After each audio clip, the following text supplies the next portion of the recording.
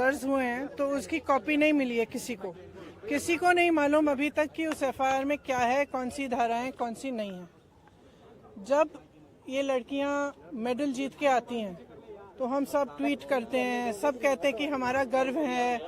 सारे जितने भी नेता हैं हम इंक्लूडेड इसमें, हम सब कहते हैं कि ये सबसे बड़ी बात है, देश के लिए अच्छा है, ये है, इन्होंने देश का गर्व सम्मान रखा है।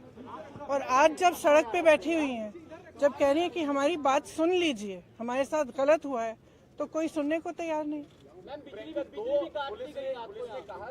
मैंने आपसे, आप बार बार यही कह रहे हैं, मैंने आपसे कहा ना, अगर एफआईआर दर्ज हुए हैं तो कम से कम इनको दिखाना चाहिए कि क्या है, कॉपी देनी चाहिए। मैं आपको पुलिस का स्टैंड बता रहा हूँ। पुलिस का ये कहना है कि 2 एफआईआर उन्होंने इंडिविजुअली दर्ज किए हैं। एक पॉस्को एक्ट, क्योंकि एक माइनर लड़की है, उसकी शिकायत पर पॉस्को एक्ट की धाराओं में दूसरी जो है छेड़खानी के आरोप में, जो कि सीनियर महिला पहलवानों ने की है।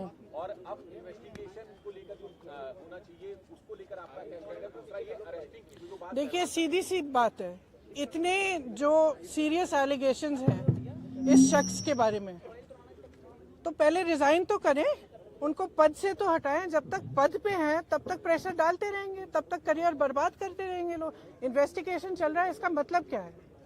मतलब क्या है? अगर वो आदमी उसी पद पे है जहां सबसे ज्यादा पावर है सबके ऊपर, सारे प्लेयर्स के ऊपर, इनके करियर को बर्बाद करने के लिए, इनको तंग करने के लिए, प्रेशराइज करने के लिए, तो फिर आप कैसे कह सकते हैं कि एफआईआर इन्वेस्टिगेशन? क्या मतलब है इसका? पहले रिजाइन करिए, उसको हटाएं पद से, उसका पावर तो लीजिए। जिस पावर, जिस सत्ता ने उसको इनेबल किया है कि वो ये सब करे, पर पहले वो तो हटाइए। पहलवानों को ये भी कहना है कि क्योंकि रूलिंग पार्टी के सिटिंग एमपी हैं और इस वजह से भी कार्रवाई में देरी हुई है। आपका देखिए, जो मैं सुन रही हूँ, जो मुझे बताया गया है, और मैं पूरी तरह से बिलीव करती हूँ, क्योंकि ये लड़कियां जो हैं इतनी मेहनत करती हैं, इतनी ट्रेनिंग के लिए, इतने शोषण इनको देखने पड़ते हैं, इतना करना पड़ता है एज इट इज़, अपनी फैमिलीज के लिए, परिवार के लिए, देश के लिए, प्रदेश के लिए इतना कर रही हैं, तो कुछ कह रही हैं कि इनके साथ, और एक नहीं कह रही है, बहुत सारी ऐसी लड़कियां हैं जिनके साथ ये सब हुआ है। तो मैं समझना चाहती हूँ, एक्चुअली मैं समझना चाहती हूँ कि सरकार इनको बचा क्यों रही है।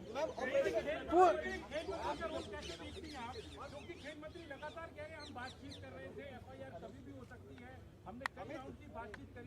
खेल मंत्री और खेल मंत्रालय के रोल को कैसे देखिए आप? उन्हें पहले करना क्या, और दूसरा प्रधानमंत्री के लिए क्या कहेंगे जो इन खिलाड़ियों से अपने घर पर तो मिलते, लेकिन एक हफ्ते से ये लोग घर पर बैठे हैं, प्रधानमंत्री को लेकर के आपकी क्या उम्मीदें हैं और उस पर आप क्या कहेंगे? प्रधानमंत्री से मेरी कोई उम्मीद नहीं है,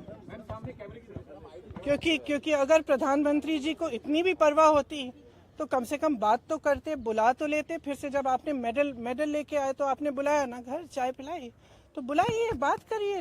बच्चियां हैं, बच्चियां, हम सबकी बच्चियां हैं।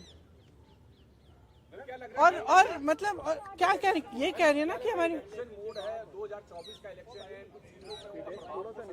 अब भगवान जाने, मैं आपसे पूछ रही हूँ कि भाई इस आदमी को बचाने के लिए इतना सारा क्यों किया जा रहा है, जब इतनी सारी लड़कियां जिन्होंने देश के लिए इतना किया है, अपने परिवारों के लिए किया है, प्रदेश के लिए किया है, देश के लिए किया है, और इतना मतलब पर्सनल संघर्ष है इनका, आप देख सकते हैं, इन्होंने इतना किया है और आप उसको बचा रहे हैं। भाई इनको बचाओ ना। हमारे देश के बारे में ये क्या कहता है अगर हम अपने बच्चियों को नहीं बचा सकते?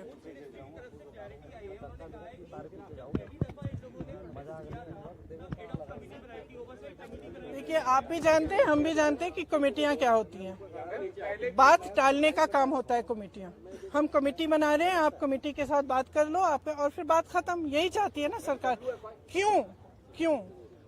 चाहे आप उत्तर प्रदेश के एक गांव में देखिए, चाहे कहीं पे भी देखिए, जब महिला का शोषण होता है तो सरकार मौन हो जाती है, चुप हो जाती है। उस बेचारी महिला को हर जगह जाकर एफआईआर दर्ज नहीं होता, एफआईआर दर्ज होता है तो उसकी कॉपी नहीं मिलती। ये कोई नई कहानी नहीं है, लेकिन इन लड़कियों में इतना दम है, इतना आत्मविश्वास है और इतनी करेज है, ब्रेवरी है कि ये लोग खड़े हैं और कह रहे हैं कि हम ये होने नहीं देंगे। तो पूरा देश, मैं आपको बता सकती हूँ कि प्रधानमंत्री जी पहचाने नहीं पहचाने, इनके मंत्री पहचाने नहीं पहचाने, इनकी सरकार पहचाने नहीं पहचाने, पूरा देश इनके साथ है, पूरा देश। और सिर्फ ये सरकार उस आदमी को बचाना चाहती है। सबसे पहले उस आदमी को उस पद से हटाइए, सबसे पहले। मामले में कई लूपहोल हैं और राजनीति भी है। ये तो सब देखिए, जैसे ही महिला खड़ी होती है सारे लूपहोल निकल जाते हैं, तमाम ऐसी अफवाहें फैलाई जाती हैं, उस महिला को भी के बारे में भी उल्टी सीधी चीजें कही जाती है, हमेशा आपने देखा है। लेकिन देखिए ये संघर्ष करने वाली महिलाएं हैं, इन्होंने एज इट इज बहुत फेस किया हुआ है और ये फेस करेंगी, ये मुझे समझ में आ रहा है। इसके अलावा यूपी में कई है। आपने तो बहुत पूछ लिया। ऑपरेशन शीश महल में टाइम्स नाउ ने दिखाया कि अरविंद केजरीवाल ने अपने घर में 44 करोड़ उन्होंने खर्च किया सिर्फ इंडिया डिजाइन। देखिए आपको पोलिटिसाइज करना है ये सब, नहीं तो मैं चली जाती हूँ, क्योंकि इसीलिए मैं,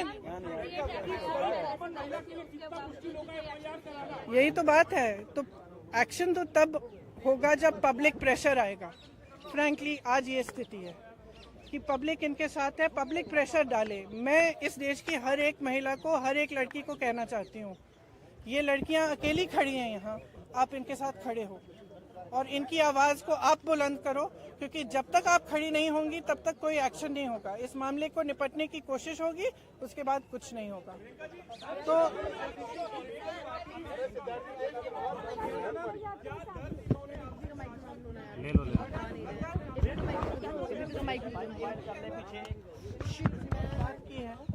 इसलिए हम अलग बैठे थे, तो मैं यहाँ क्यों बताऊँ वो बातें, वो इनकी निजी बातें हैं।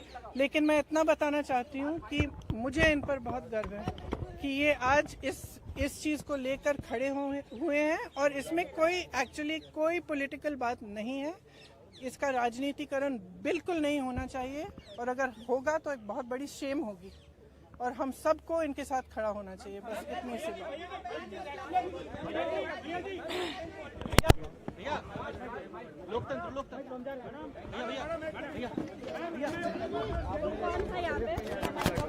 मारना ही कोई पकड़ के रुक के मैडम बिल्कुल मारना।